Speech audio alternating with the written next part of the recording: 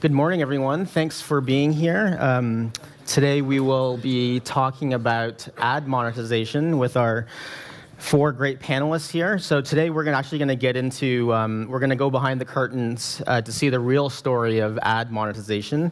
Our panelists have many, many years of experience in, working with small companies and big companies with various types of titles. So hopefully we'll get into some stories of the good, the bad, and the ugly. Just to start off, my name is Chris Lamb. I work for a company called HyprMX. We are an ad network that's based in New York, and we work with Fortune 500 companies to bring brand advertising into mobile games and mobile apps. We will move on to intros. So, Sarah. Yeah, I guess that's me. Hi everybody, I'm Sara Salmi and I'm leading the ad and content operations in Hatch, and Hatch is a mobile streaming platform for games. Mariana? Oh, sure. Hi, I'm Mariana. I'm head of growth for Creative Mobile, which is a game development company based in Tallinn in Estonia, and we work with free-to-play games mostly. My name's Aaron Udlow, and I'm a product manager at PlayStack. We're a mobile, PC, and console games publisher. Hi, I'm Sébastien Borget. I'm CEO and co-founder at Pixowl. We are focusing on builder games with IP and brands, as well as our own franchise, Sandbox, which just been acquired last month by Animoca Brands. Great. Well, thanks, everybody. We structured the panel in a little different way. I actually sent out the questions to all the panelists beforehand, and we collected all the answers. And so I'll be putting up the questions and the answers for each of the questions, so that we can move along a little quicker since we only have 20 minutes. So to start off, in ad monetization, can you guys give me an example of an experiment maybe that you guys have done that did not work out so well, and maybe tell us about what you learned from those types of experiences? So who wants to start off? Sure, I can start. So as a mobile game developer, I think a lot of people in this room will feel the same. We receive, I don't know how many emails per day from various networks who approach us to try to integrate them. They're promising we are going to help you monetize so much better than what you're already doing. And it becomes quite unmanageable. Like, you get dozens of those every week, to the point now we start ignoring them. But our company is 8 years old, and at the beginning, we didn't know yet that it was going to be that way. So we were, I would say, rookies, and we were willing to trust those emails and try things. So we started working with one, with two, testing with a third one that was keeping to promise, hey, we are going to do even better eCPM, etc. And what we saw was a huge waste of our time, unfortunately, to implement those ad networks, set up all the operations until the app is updated on stores and we can collect some data to see results. And we were approaching it the wrong way, like just trusting the single fact we can bring you higher eCPM and more revenue. So my recommendation to that ugly situation that we would all want to avoid is to be at the beginning of those conversations. Like, don't say no everywhere. Just look at it and ask them more detail about, all right, eCPM, but in which region, in which country, in which platform, and compare with actual data. If you do have some actual data on your live games, give them under NDA your numbers and see, can you really do better eCPM in this country or this country where I do have a volume of impressions that makes sense for me to get more revenue.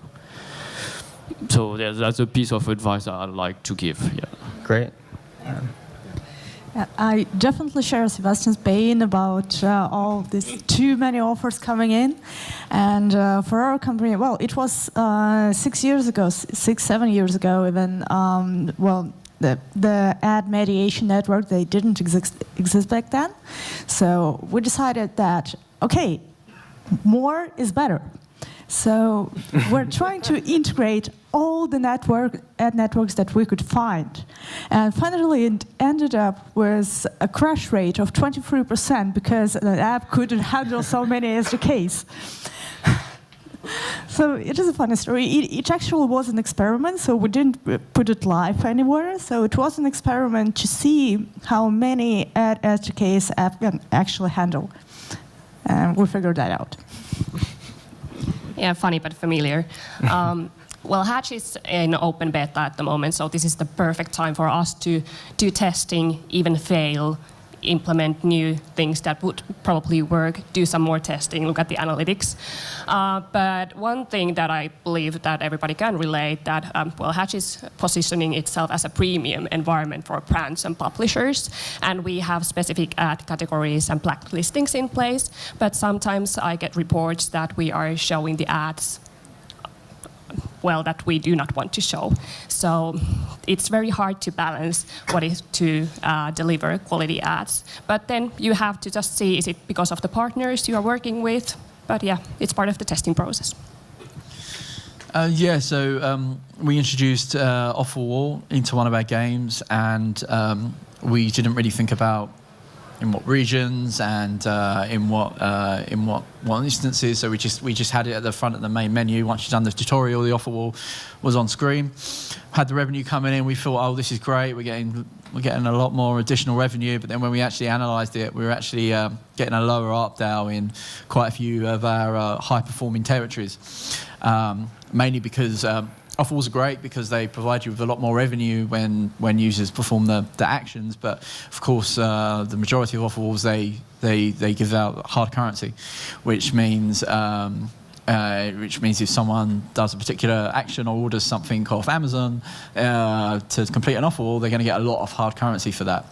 So what we then went and done is we in the countries where we noticed the drop, we restricted the offer wall to only appear after X amount of days. So we've experimented with how many days that is.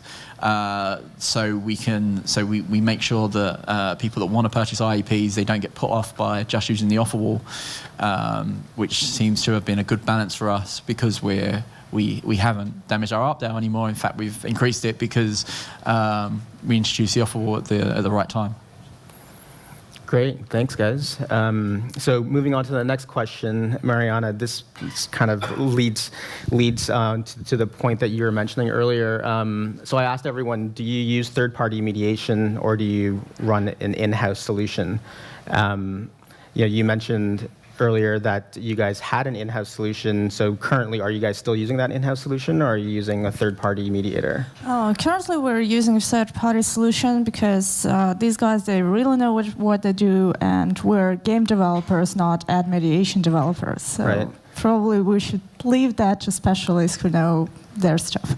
So the idea is to leave it to the experts. You guys don't want to spend resources on kind of building out your own Exactly. Your own thing. Well, after that experiment that we ran with 25 SDKs, we actually decided to work on our own solution that is going to be just going to hold all these ad SDKs on a single server, and then just to push the ads, to stream the ads to the app from the server. We spent 2 years building that. We pretty much succeeded in that. We used that solution for a couple more years, and we successfully sold it. And now we just leave the job for the specialist to do. Great. Anyone else have anything? Or? Sure. So again, back in our early days, we started to integrate 1, 2, 3 advertising SDKs, and we put manual waterfall as simple like, is there an ad available? Yes, no, and if not, waterfall to the next one. And just doing that, as simple and basic and stupid as it sounds, was already a lot of work in terms of maintenance of those SDKs for each new, more specifically as iOS 8, 9 came, IDFA and UDID changed, a lot of hassle. And when you're a team which is like 10 people making a game or 20, 30 people like us now, you don't really want to devote a lot of your Monday development power to doing such stupid tasks as updating those SDK, etc. So about 3 years ago, we took the decision, so all right, let's stop that, just move into mediation, use a solution made by engineers dedicated to the job that understand also all the algorithms they are going to put to maximize the revenue you can make out of it. And so far, it's been a very wise decision for us. Great. So getting into some of the details, being on the ad service and platform side of things, what I've heard from a lot of partners is that they're using CPM floors and putting partners in multiple times into their waterfall. Do you guys want to comment on whether you guys are using CPM floors? Has anyone experimented with it? What's the good and the bad? I know we don't. Basically, since we implemented mediation, and because of the size of our studio, we kind of became lazy on looking at how to tweak these things. And I think until a certain company size where you don't have a person in charge of managing that full-time, or until you have such an audience of dozens of millions of MAUs that every single tweak could turn into a 4 to 6 figures increase of revenue, it doesn't make sense to spend your time on that. There's so many other things as a game developer you need to handle, from production to marketing, community management, UA, whatever, name it. Right. For us, it's not been a focus yet. Well, I think on this topic, on a similar topic, it's important to go out there and talk to these ad companies, because we meet a lot of devs. And we meet a lot of devs with successful games, and they think, oh, Tapjoy won't talk to us because we're not Supercell, or we're not Rovio, or we're not King. But these companies they're screaming out for like exclusivity deals and guaranteed CPM deals, and if you talk to them about giving them like a top of the waterfall on a mediation platform or some exclusivity deals, they guarantee you some CPMs, especially in some territories where there's some territories, for instance, in one of our games in South America, where the in-app purchases isn't particularly great, but it's very much ad-driven, and they're the territories where we want to get some decent CPMs. So we'll say, okay, we'll give you exclusivity worldwide for 3 months, but give us a good CPM in some of these South American territories that really do move the needle in terms of our revenue. Yes, and especially if you have many items, many ad placements, you can find yourself using a lot of time in just putting manually the floors in place. And we have decided to work with the partners who will take care of this for us, because that's their job. So why not to be smart and let the mediation do its job? So a quick question, just to give everyone a baseline for your top titles. How many ad monetization SDKs do you guys actually integrate? Currently, it's only one, because it is a mediation network. Does that count? So you have one mediation network, and you're running like their exchange for exactly. demand. Okay. It's still more than 6 for us. We have the mediation, and I will not count all the ad networks inside, but then alongside we have offer walls, we have survey ads, and we are testing a few other formats as well with some partners. So still Yeah, we have a few SDKs integrated, but we haven't decided any fixed amount of SDKs. Of course, we want to avoid having too many of them, but we are always open-minded, because the reality is that you have to test what works. So maybe first tip is to start with server-to-server integration or tag, and then move forward with SDK integration. Yeah, we in the mediators we use, we put in as many of the wrappers for the ad networks as we can, really, because you never know when one of them are going to call up and say, hey, can we do a deal, or can we put you first, second, third placement, etc. on the waterfall. So as long as we have it set up, the disadvantage of that is that you're constantly getting updates for wrappers, and that you need to always update. But having them at least in there means that you're ready to pounce on anything that does actually come out, and you can go and grab them offers when they appear. One of the things that we've seen recently is that a couple of years ago, I thought interstitials were dead.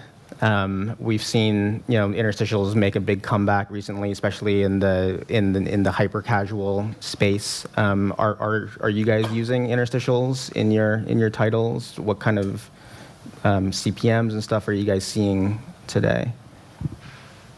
We do use the interstitial whenever the flow inside the game experience makes sense. So if it's a non-linear game where you never have a screen that interrupts the gameplay, don't put interstitial. It's horrible in terms of user experience. But let's say if it's a game based on level and there's transition from one level to another, or there's a game over screen, here it could make more sense. Yeah, I've been recently converted again for interstitials. I was very much against them is a strong word, but had too many bad experiences with games where they just appear and accidentally tap on an ad and it takes me to the App Store, and I'm like, right, I'm just deleting this app now. But the important, we recently released a hyper casual game, and interstitials actually been very successful. But just the important thing, similar to what's been said here, is they just need to be predictable. A player needs to know when they're going to actually appear, so they can get ready for it from an experience point of view. Because if an ad ever surprises the player and an ad appears that the player wasn't expecting it to appear, then you're just gonna damage your retention.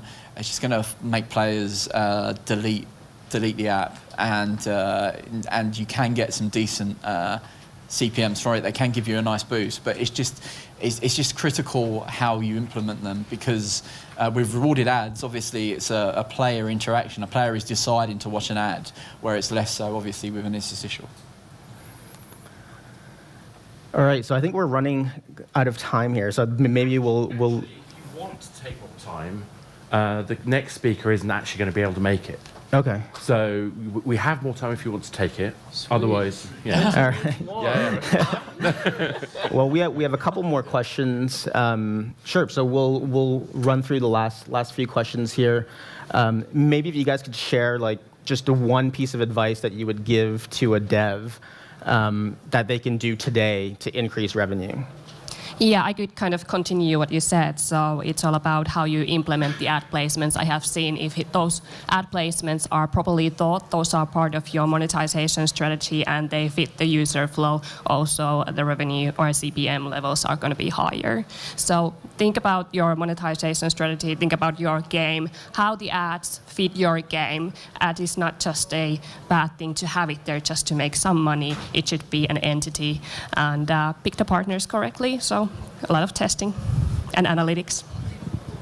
Yeah, same here. So if you manage to make the advertisement as it is as a friend of your players, when they not only get the reward, but it also helps them through. It helps to also back to the previous question about interstitial. So when you have a natural pause in the user flow, it is absolutely okay to use interstitial at that point, because you're not interrupting the session, and also you give your player like 30 seconds to rest a little bit, to overthink what they have done in the game for during this session, and etc. So if if ads are integrated the way that they look natural in the gaming process, in the gaming session, then yeah, you get a higher retention and higher CPMs. That's pretty obvious. For us, the one tip is I don't think just one ad network fits everything. No matter the format, like being rewarded, interstitial, banners.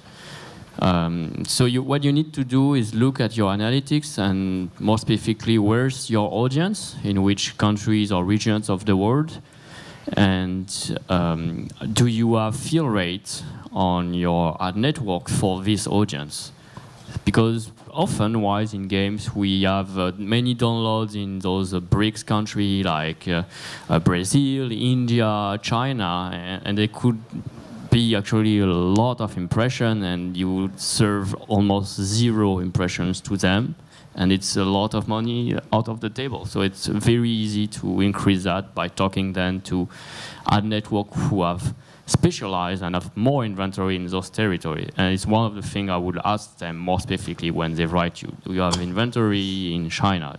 And not all of them do. Some will. They should be honest about that.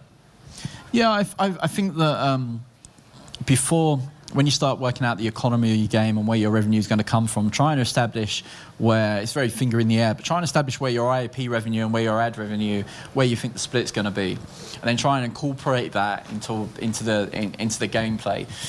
So a great example of is idle clickers. Now, many idle clickers, they have every 4 hours watch an ad, and it doubles your revenue for the next 4 hours. And then what you have there is not only do you have like a retention return mechanic that players feel like they're losing out if they don't come in and watch the ad, because they think that for the next 4 hours there's all that in-game currency I'm going to lose. So make it a reason for players to have to come in and watch an ad. So that will not only increase your ad revenues, but that will hopefully drive your sessions and your retention as well. And maybe for developers that are brand new to ad monetization, do you guys have a piece of advice of like how do you kind of dip your toe into this world of making money with ads? Think back to when you guys were first starting out.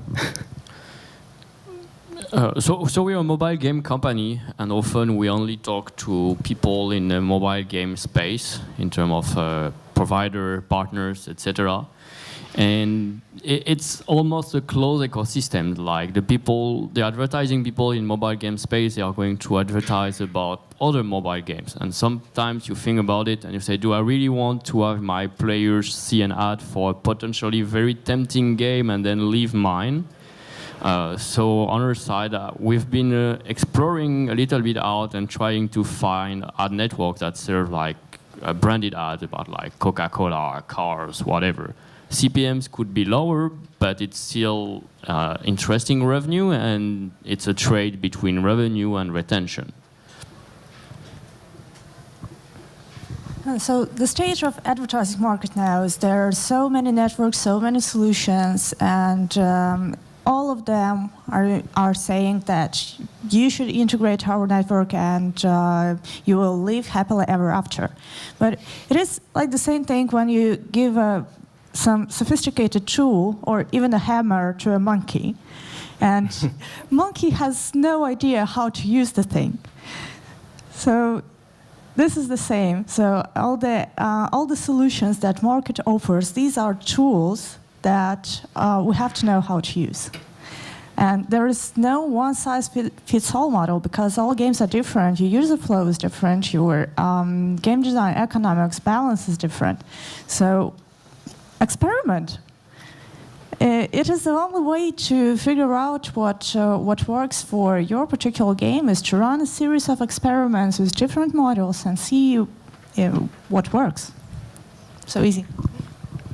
Yeah, totally agree. And if your plan is to monetize with ads and you're about to launch a game, make sure the ads are introduced already in the beginning so that ads do not come as a surprise for the players. So already get used to the ads and make sure that those are kind of, I'm a fan of any kind of rewarded placements. So those rewarded placements in the best case scenario will also increase retention rates. Use your soft launch well, and if you're a hyper casual game, if you're a game that you think is going to be more than 50% of your revenue is going to come from ads, stick loads of ads in there. Just stick loads of ads there. You're going to get reviews to saying there's too many ads in the game, just because it's going to be easier for you to start taking those out and trying to find a sweet spot in soft launch, rather than have it the other way around where you find that you haven't got enough ads in there, and then you start introducing ads, and everyone's like, oh, this game used to be really fun, but now it's just full of ads. So use your soft launch well, and just kind of go backwards a little bit. So start with the maximum amount of ads, and then start to scale back when you require them. Yeah, and you never know when the users start coming in and when things are starting to ramp up, so you're not going to waste any business opportunity if you have ads already in place. Great, thanks guys. I'm going to skip that last one and just kind of move to questions since we have these 4 great panelists. Does anyone have any questions for them? Yeah, it's just a quick question about It's just we've got a recording. It's much easier if we got the question on the recording as well. Thank you. I just have a quick question about offer walls. You mentioned it quickly how it can influence the game both in a negative and positive way. I'm currently writing a thesis about monetization of games, and I'm currently writing about just offer walls.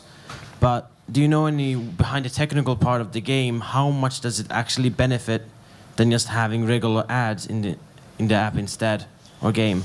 Well, usually offer walls, it's 2 things. One, it's usually for hard currency, so it's the currency that can be purchased within app purchases, but also it can be a high quantity as well.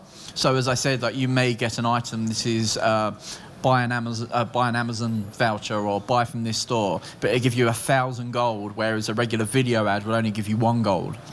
And it's that kind of, even if you've got the exchange rate for that set up correctly, it's that kind of item that can damage the economy because it damages the repeat purchase rate, or it damages the average revenue per player rate. And it's just, they're the kind of things that you've got to be careful of, because there's high quantities of items can be gained from some of them. So you feel like the conversion rate should be hidden or visible? Well, generally it is. It's usually just developer facing. I mean, a player can try and work it out, of course, but it's just, you just need to always keep an eye on it, just to make sure you're not cannibalizing your revenue.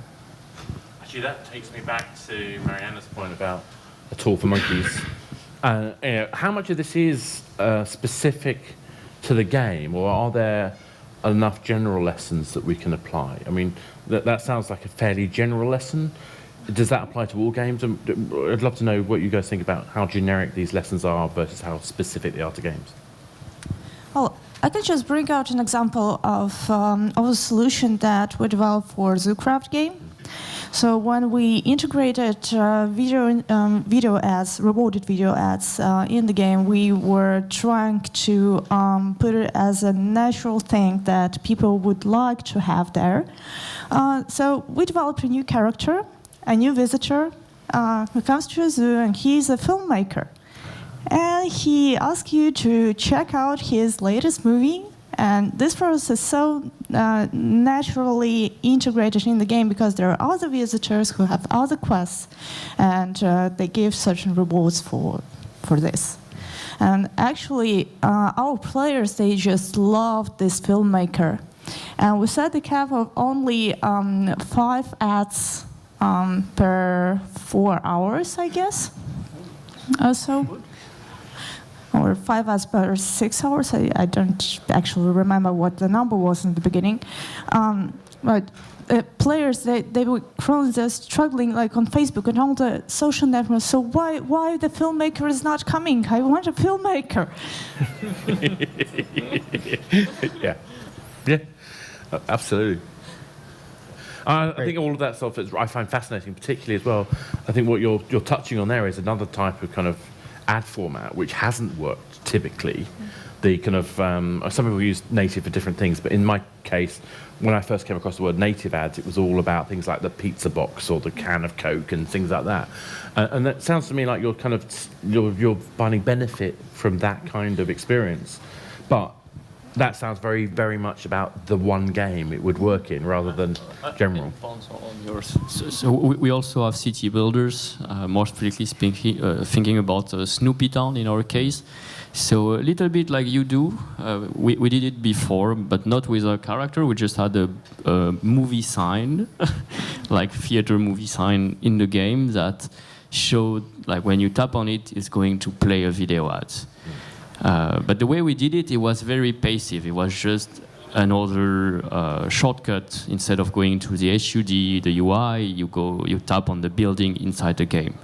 And sometimes you tap and you don't know if there's a video. So about 6 months ago, we added some little tweak, just like a green check mark that appears every time there's an ad. And that just made a huge difference. Like people, then they tap like 10 times, and sometimes they write to us, hey, I didn't get the green check for the past 10 minutes, what's going on? So maybe in your case, you just maybe need to notify when the character is coming, and that will solve your I think Compass Point West is something very similar. I think a truck comes in, and basically you can then click on that to get an ad. So maybe I'm going wrong. The generic thing is the fact that you can make something feel embedded in the game, and maybe that's the kind of wider point I was trying to sort of make, is that there are, to your monkey question, that there are lots of things that we have to experiment, even when we're told these wonderful techniques that other games are using. It's how they apply to our game that still has to be worked out. Is that fair? Sorry, yeah, I think one of the common themes is just giving a lot of thought beforehand on how you're going to be integrating these ads or the ad experience into each individual game, because each game is different, and you do need to experiment and really have a thoughtful process when you're designing the game on how to put the ads on. I think in the past, when a lot of developers think last minute, hey, I want to do some ad monetization, they kind of just tack it on, and it feels tacked on, and it obviously does not succeed. Yeah, I tried to stop one of my clients from doing that, and I failed, and the game basically... So, there were questions over here. Thank you all for your insights. I have a question about relevance of ads and whether you have any advice or strategies on making sure the relevant ads are being shown to your audience. I guess especially important for branded ads when it comes to negotiating with the different networks, the best ways of knowing who your audience actually is, or confirming that with the data that you collect or what you can collect.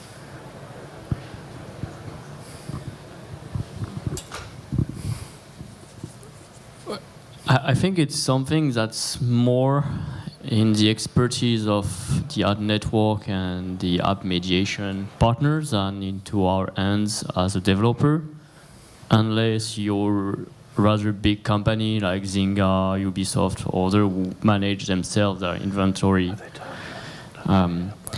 What I know, what I understand as a game developer about how ad networks work is that they are going to try to show you the ads that have the highest eCPM or CPI for you. And the way it's being determined is because people tend to click more on that ad or convert more. So it's going to be related. Like no advertiser, unless they're really stupid or want to push something hard, is going to pay more for placement in your app if it's not relevant or going to convert better.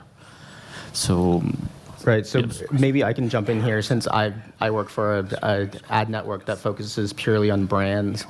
The way we target is basically looking at the brand campaigns that we're running, whether it's McDonald's or Pepsi or Toyota, and looking at the games that we work with and trying to align the audience of the game to the audience that our brand advertiser is trying to reach.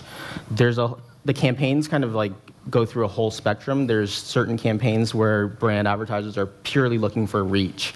So they're just looking for millions and millions of completed views. In those cases, those campaigns can run virtually anywhere in any game. And then there's at the other end of the spectrum, certain brand advertisers will say, I'm running this for a brand new product that I'm launching, and it's specific. I want it specifically targeted to women that are of this age group. And like Sebastian was saying, a lot of that data is stuff that we have, and we are targeting based on first-party data that we're collecting. And one point also that at the moment we are heavily focusing on retention, so we need to decide what is important for you at that point. So is it showing relevant ads for a relevant audience and they keep coming back because they feel that they get a good experience, or is it about just getting the best money out of the ad networks and brands? So really need to consider the trade. All right, great. So let's wrap everything up. Thank you for the panelists for your great insights. Thanks, everyone. Have a great day. Thank you very much. Thank you, Chris.